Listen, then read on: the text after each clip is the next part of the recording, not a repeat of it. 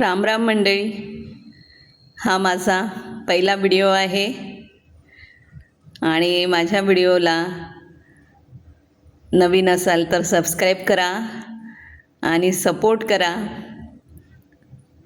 तर तुमचं स्वागत आहे MB गार्डनिंग अँड ब्लॉग्समध्ये. तर हा माझा पहिला व्हिडिओ असल्यामुळे तुम्हाला माझ्याबद्दल काही माहिती देत आहे. मी निसर्गप्रेमी आहे, प्राणीप्रेमी आहे. लहानपणापासूनच मला झाडांची, प्राण्यांची आवड आहे. भरपूर झाडे मी माझ्या बगीच्यामध्ये लावलेले आहे. फळझाडं आहेत, फुलझाडं आहेत, अडेनियम आहेत आणि काही टाकाऊ वस्तूपासून टिकाऊ वस्तू पण करते. त्या पण मी आपल्या गार्डनमध्ये उपयोगी आणते आणि असे पेंट केलेले पेंटचे डबे आहे, त्याला अशा छान डिझाईन्स देऊन, कलर देऊन नवीन बनवते आणि त्याच्यात झाडं लावते. बघा किती सुंदर दिसतं आहे. आणि माझ्याकडे फळझाडे पण भरपूर आहेत जे मी स्वतः बियांपासून तयार केलेले आहेत. आणि एरिका पाम आहे आणि हे गेटसमोरील माझे सगळे झाडं आहेत बघा. तर एका लाईनीमध्येच असे सरळ एरिका पाम लावलेले आहेत. ऑक्सिजन रिच प्लांट असतात, शुद्ध करतात हवेला आणि भरपूर ऑक्सिजन देतं. आणि इकडे लिंबाचे झाडं आहेत बघा. एक मोठं लिंबाचं झाड आहे, हा चिकूचं झाड आहे हे वाला. आणि भरपूर चिकू याला येतात आणि गोड असतात चिकू याचे, वर्षभर चिकू याला लागतात. लिंबाला पण वर्षभर लिंब येतात आणि मोठे मोठे लिंब येतात.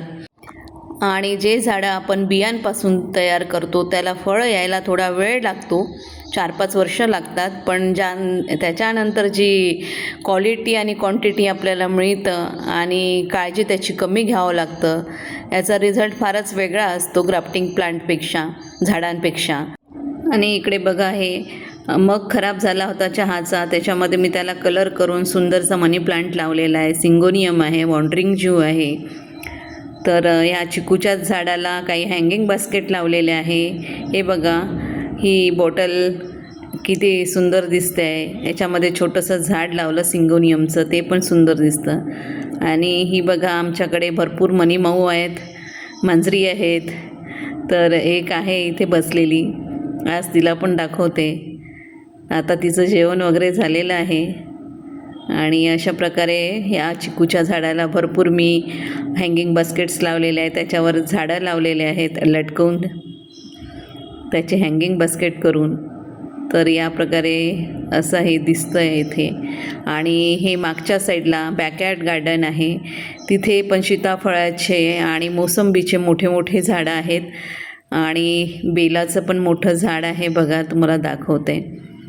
हे बेलाचं झाड आहे. तर एक बेलाचं झाड घरी आपल्या घरी असायलाच पाहिजे, खूप शुभ असतं हे. आणि माझ्याकडे आहे ते. आणि इकडे बघा, अडेनियमचे हे झाडं आहेत, छोटे छोटे बेबी प्लांट आहे. त्याला मी माझ्याच घरी लागलेल्या झाडाला सीड्स येतात त्याच्यापासून हे तयार केलेले आहेत. ही घराची मागची बाजू आहे. तर इकडे थोडी ऊन कमी येतं आणि याला मी आता काही दिवसाआधी रिपोर्ट केलेले आहेत. आणि इकडे बघा, चायना पाम आहे, जे कमी उन्हात चालणारे झाडं इकडे या साईडला लावलेले आहेत. 1-2 तासाची ऊन येते, तेवढी ऊन झाडांना हवी असते, असेच झाडं मी इकडे लावलेले आहेत. लेडी पाम आहे.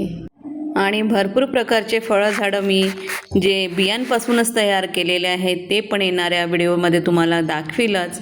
पण तुम्ही नवीन असाल, पहिल्यांदाच माझा हा व्हिडिओ बघत असाल तर सबस्क्राईब जरूर करा.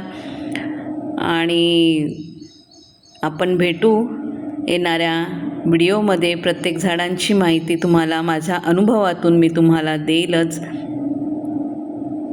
मी माझ्या झाडांची कशी काळजी घेते, कशा भाज्या उगवते. आणि माझं किचन गार्डन पण आहे, तिथे भरपूर प्रकारच्या मी फळझाडं आणि पॉटमध्ये पण फळझाडं लावलेले आहेत, भाज्या पण उगवते, त्याची पण माहिती तुम्हाला देणार आणि माझ्या लाईफस्टाईलबद्दल मी सांगणार. तर भेटूया पुन्हा आपण.